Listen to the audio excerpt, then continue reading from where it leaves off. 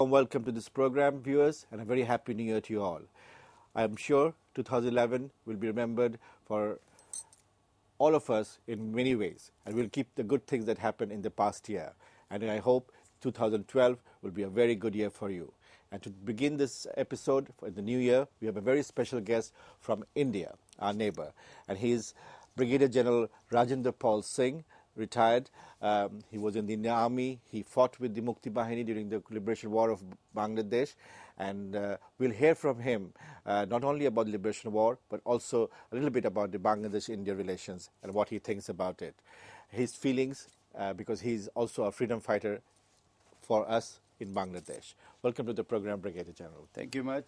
First of all, I must convey my best wishes for the Happy New Year for all the Bangladeshi brothers and sisters, and wish them a lot of prosperity, happiness and joy, and for which my generation, both in Bangladesh and India, fought and won the war, and we wish that you remain free, prosperous country forever on this globe. Thank you very much for your kind words, sir. Well, sir, let's begin with the war. As I said, you were a captain in 1971 war, and how did you get involved? How were you posted, and where were you? You see, my unit was in North Paschim Bengal in 1971, and around 20th of March 1971, we in the army or the government had got an inkling that Pakistan government is not going to make Bangabandhu as the Prime Minister of Pakistan. And as the military build-up was taking place day and night, and the strength by 20th of Pakistan Army in Bangladesh was beefed up to 3 divisions plus. Okay. And troops were being flown by PIA flights in civilian clothes, and armaments were coming by ships in Chittagong and Dhaka ports. So we knew that there might be some crackdown. And on 5th, so what had happened as a precautionary measure in northwest Dinajpur district, across the border in Raiganj district of West Bengal. So I'm sorry to interrupt, but so you, on the Indian part, you knew that the troops were coming and the weapons were coming from Karachi or by ship. So you were you had the intelligence report. Yes, this particular thing happens both. I mean, all the countries keep on tracking their movements and all that, and we know about it. So and then the type of coverage which Bangabandhu was getting post so-called Agartala conspiracy case, he was getting the coverage almost every day in the Indian media, and particular after the landslide victory of 1970 elections, he was considered to be the Prime Minister, and India thought that once the democracy comes to Pakistan, we will have improved relations as the two neighbors should have. So on 25th of March, we were told that there might be something in some trouble at border at night, so be vigilant. And we were, my troops, my company was alert at night. Around midnight, we heard some firing shots at a distance inside Bangladesh border, inside Bangladesh, and some arty fire also. In the morning, as the dawn broke out, there was some smoke coming out from faraway villages. And then 6:20 in the morning, Indian Standard Time, I switched on the BBC Hindi service, and they said that there was a crackdown last night, and Sheikh Mujibur Rahman and all senior leaders of East Pakistan at that time, of Awami League, have been arrested. And that was reported in Urdu news of BBC, and then 8 o'clock, All India Radio also reported the same news. So we knew that things are coming, and army situation reports also started indicating that there is a trouble. And then by evening the things were clear that gallant forces of Bangladesh are fighting gallantly in various places, police, military forces and paramilitary forces. So that's how the things started on 25th.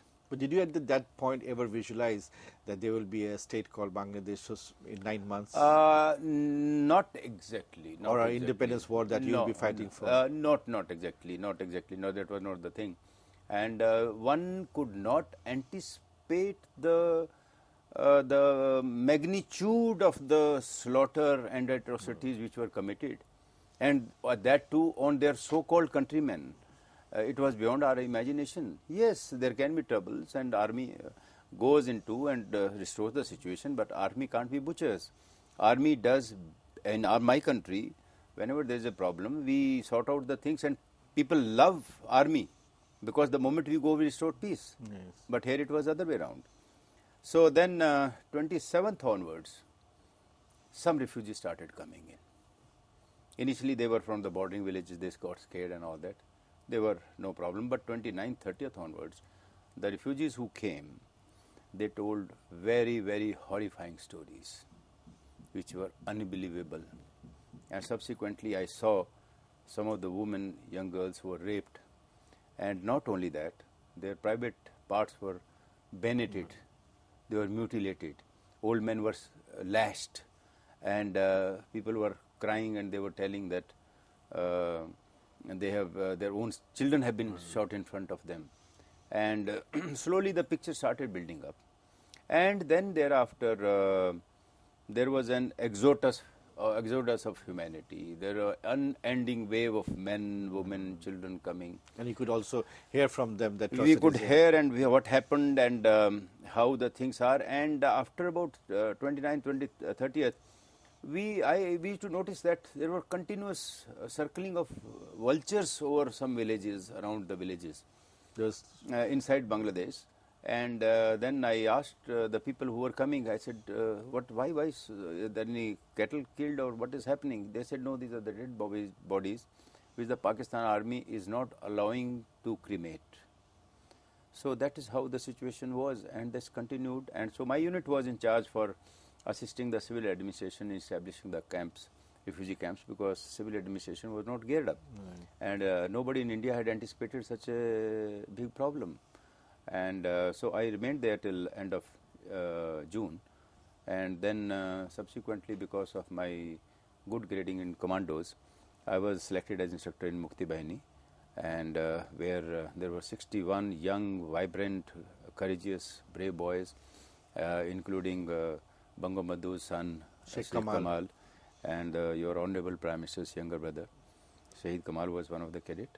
So there we imparted that. You trained them? Yeah, we trained them.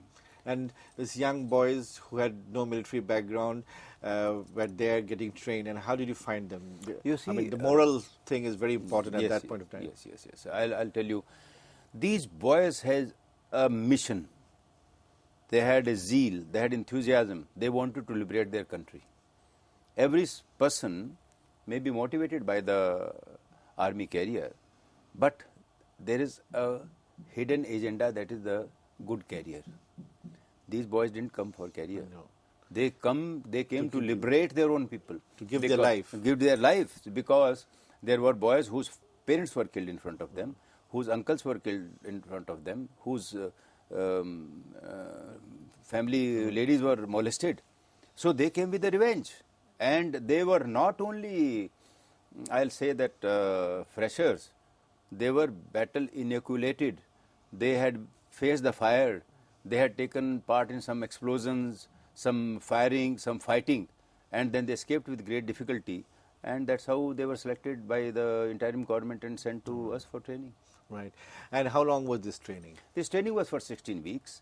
And the training was the complete syllabus of Officers Training Academy of Chennai, encompassed as far as tactical training is concerned. We did not concentrate on administration and military etiquettes and other things which are essential for the officers.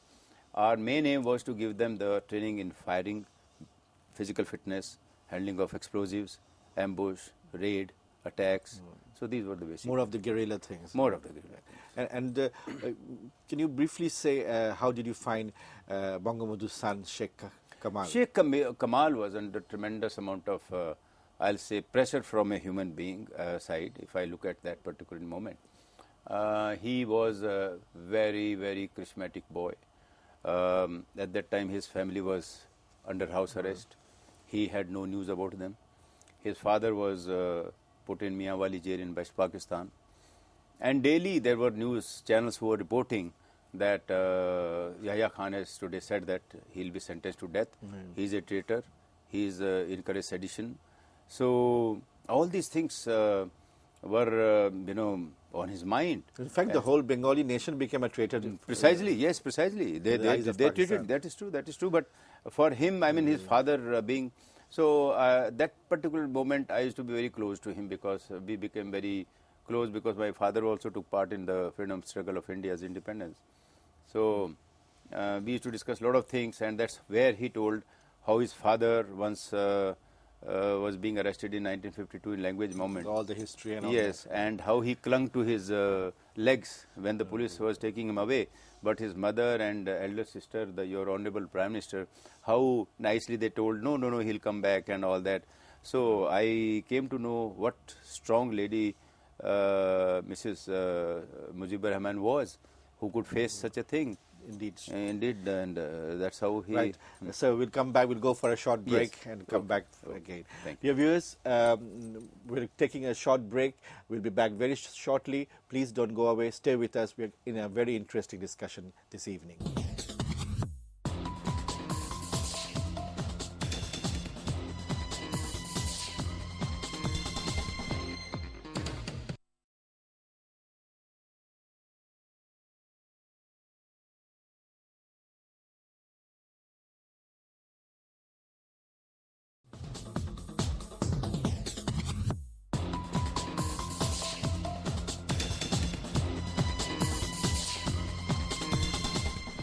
Welcome back, viewers. You're watching Afterthoughts. I'm your host, Nadeem Kadir, and today our guest is Brigadier General Rajendra Pal Singh of the Indian Army, who has fought during our liberation war along with the Mukti Bahinis, trained them also. So we have been listening to that part in our previous part of the program.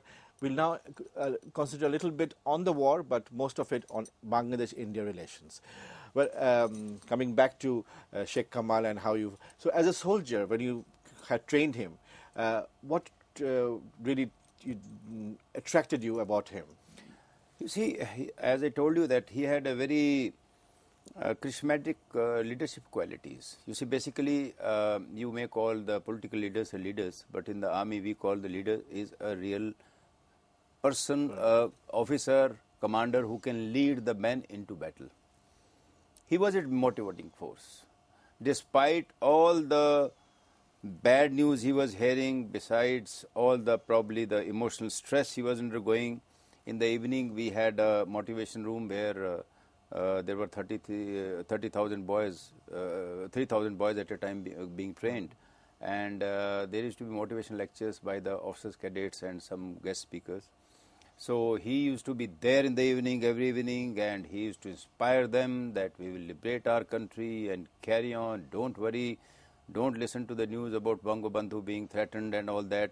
So what if we are going to sacrifice our life? I am going to sacrifice my life, you do. Let us liberate our country once for all. And when did you really, when this group really started the guerrilla warfare? They passed out on 9th of October.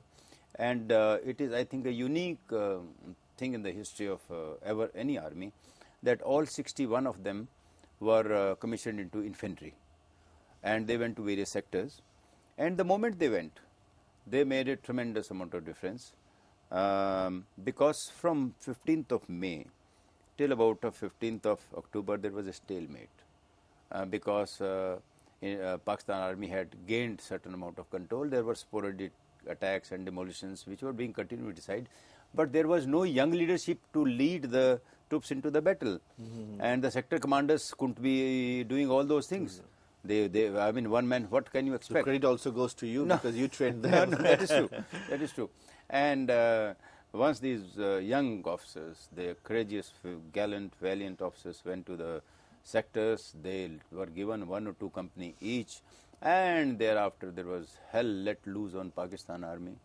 And within about 25 to 30 days, 90 border outposts were liberated by the Mukti Bahini out of 300. So 1/3 of the border outposts were in the kitty of the Mukti Bahini.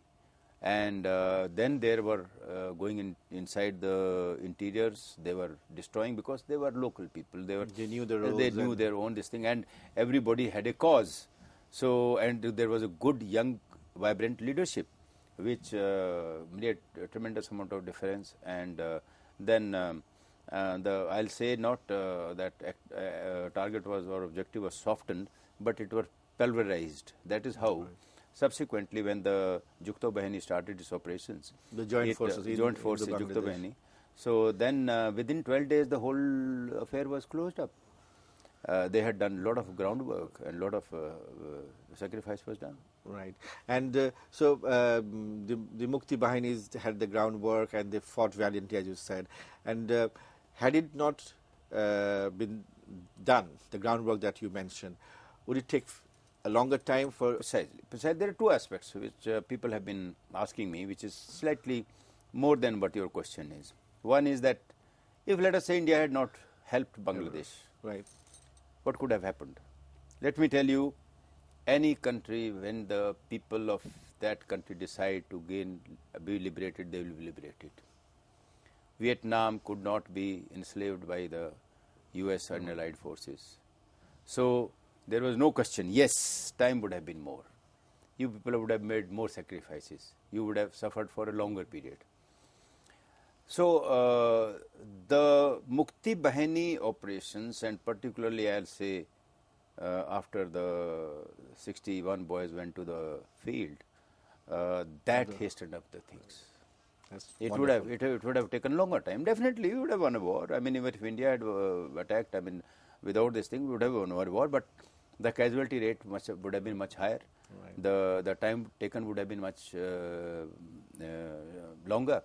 Here, another aspect was that since these boys were there, they knew every headman.